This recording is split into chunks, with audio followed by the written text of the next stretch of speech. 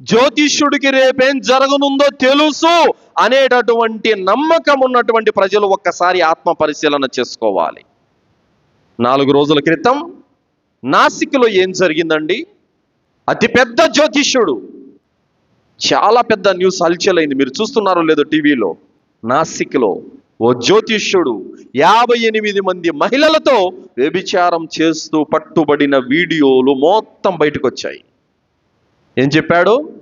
నాలో దేవుడు ఆవహిస్తున్నాడు, నాతో గనక మీరు వ్యభిచారం చేస్తే మీరు పవిత్రులైపోతారు, మీ జాతకమే మారిపోతుందని నమ్మబలికాడు.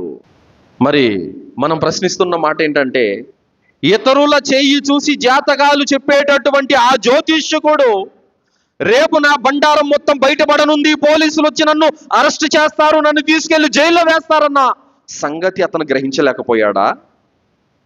ఆలోచించండి. ఎవడో ఏదో జాతకం చెబుతున్నాడు అనగానే ఓని ఎగేసుకుని వెళ్ళిపోయి జాతకం చెప్పించుకోవడం కాదు. ఆలోచించండి. నిజంగా వాడికి రేపేం జరగనుందో ఆ జ్ఞానము గనక వాడికి తెలిసి ఉంటే వాడు ఆ ప్రమాదం నుండి బయటపడతాడా లేదా? బయటపడతాడు. మరి పోలీసులకు చిక్కాడు, జైలు పాలయ్యాడు.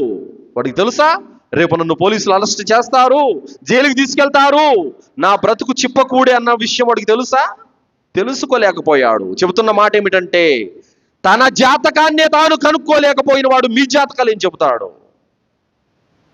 ఇలా 1 కాదు 2 కాదు, 100ల కొద్ది జ్యోతిష్యులందరూ కూడా మోసాలు బయటపడి జైల్లో మగ్గుతున్నారు.